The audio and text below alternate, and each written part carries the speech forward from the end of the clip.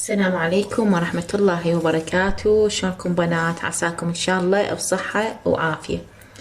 اليوم رجعنا وياكم فيديو جديد. هو راح نسوي عمل الكليجة العجينته الهشة، واللي يعني مرور الوقت ما تصير مثل يعني شلون نقول قوية، يوم بعد يعني مثلا صرت كأنها حجارة. فهاي العجينة إن شاء الله راح نسويها اليوم وياكم، إن شاء الله تعتمدوها وتستفادون من الوصفة مالتها. عندي هنا أنا شنو عندي هنا طحين صفر، كيلوين تقريبا ونص. أي طحين صفر عندك يعني، مو شرط يعني. وهنا شنو عندي؟ هنا أنا عندي هذا القلاص، شنو خبطت بيه؟ خبطت بيه 4 ملاعق حليب، لأن عندي كيلوين ونص أني، فحسب المقادير. 4 ملاعق حليب جاف، وخليت 4 ملاعق شكر، لأنه تقدرين تقللين الشكر عادي، لأن الحشوة عندي راح تصير حلوة عادي. وضفت وياها هذا المي الدافي، ضفت وياه ملعقة صغيرة خميرة وملح. يعني شنو صارت عندنا؟ صارت عندنا هذا الخليط عبارة عن خمرة وملح وشكر وحليب. وهذا القلاص شوفوه هذا حجمه 3/4. هذا راح نضيفه، نقول بسم الله الرحمن الرحيم.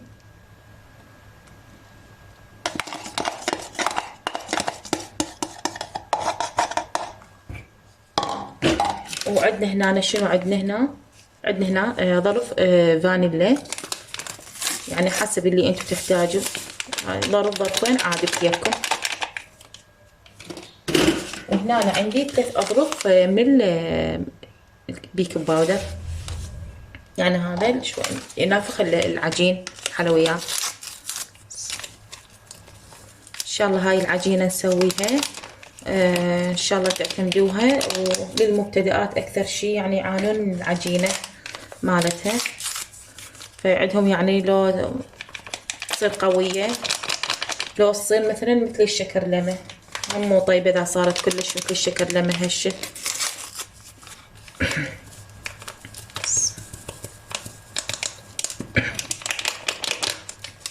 هنا أنا عندي شنو؟ هنا أنا عندي هنا بهارات الكليجة عبارة عن هو الكزبرة احنا نعرفها، والحبة الحلوة والهيل.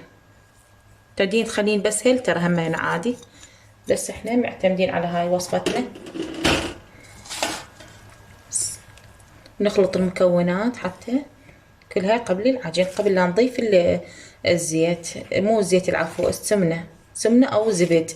يعني أنا كل مرة أسويها بالزبد، هالمرة راح أسويها بالسمن.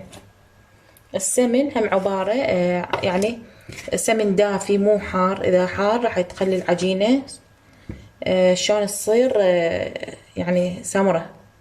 فتخلين السمن يصير يعني دافي، بحيث صبعش تخلينه بيه متنشوين. تضيفين على هذا اللي العفو الكيلوين ونص، يعني هو حسب المقادير. تضيفين 4 قلاصات متوسطة الحجم هو السمنة، حتى ما يصير شنو، ما يصير كلش مشبعة بيها وتصير دهن على حالها، تصير عبارة عن بس دهن يعني، ولا تخلين دهن قليل ويصير عبارة عن هيك مثل يابسة. لا يعني حسب المقادير ان شاء الله. وهاي كليجتنا احنا العراقية اللي كل احنا نحبها، كل البيوت تسويها. هسه خلطنا المكونات كلها،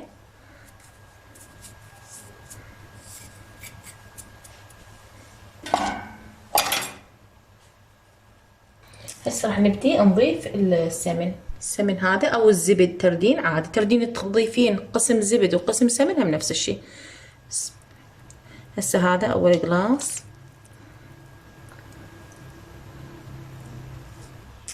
وهذا الثاني.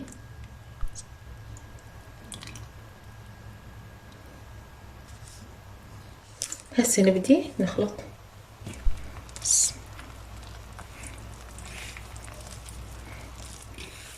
نخلي بحيث هذا السمن كله يختفي ويا الطحين. هسه هذا بداية بس نريد نخلط هذا، بعدين نظل نسوي فركشة مثل ما يقولون، شلون الرمل يصير.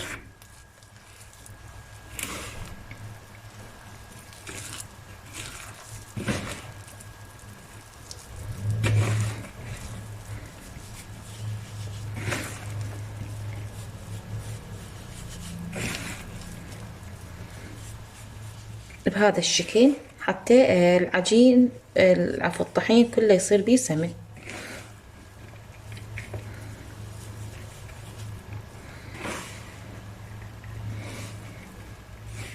طبعا اذا تحطوا له زبد هم نفس الشي عادي، همينه طيب يطلع بالزبد. انا اخلي له كل مره الزبد بس ما توفر هسه عندي، توفر عندي السمن. هو هاي الكليجة احنا حتى بالايام العادية نحبها، مو الا بالاعياد. يعني احنا هنا نسويها بس بالاعياد. هسه راح اسويها كلها، يعني ابدي اسويها وارجع وياكم. حتى شنو، حتى الدور نعجنها، محضرة لها مي دافي. وهسه صارت بهذا الشكل، شوفوا شلون سويناها مثل الرمل، صارت كلها الطحين والسمن كله فركشناه. هسه هذا عندي قلاص مي دافي، راح ابدر اعجن. وهذا مي دافي يعني يكون مو هذا يعني فاتر مثل ما يقولون.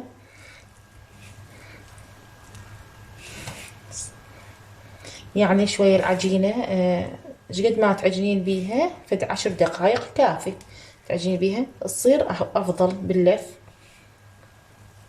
وهاي الكليجة يعني طبعا مسويتها انا قبل بساع، ووصفتي هاي كلش يعني طعمها طيب يطلع، وحبيت اليوم اجربها وياكم.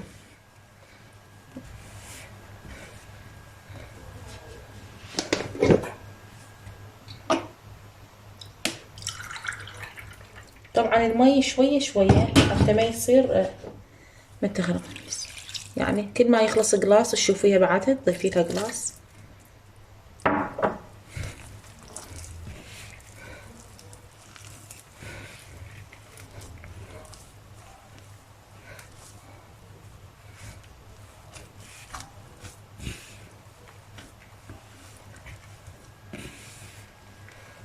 يعني احنا بالمحلات يترسوها يعني دهن، وهاي حتى لا تخرب، هم يسووها هيك حتى تطول مدة اكثر عندهم. فاحنا لا، يعني احنا ما نحب هيجي، فنحبها يعني وسط.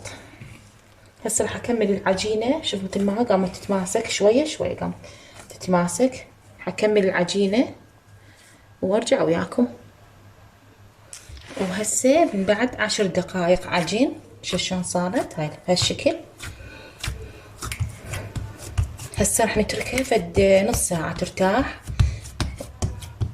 والدور نبدي على ما نبدي نخلص بنات الحشوة. التمر نسوي، واللي ححشيها تمر البغراش مثلا سمسم، يعني هو الموجود اللي عندكم. تردون حلقوم كل شيء اللي تردونه هو عادي. بعد الحشوة هاي يمكم انتو تحبوها، والنقش اللي انتو هم تردوها.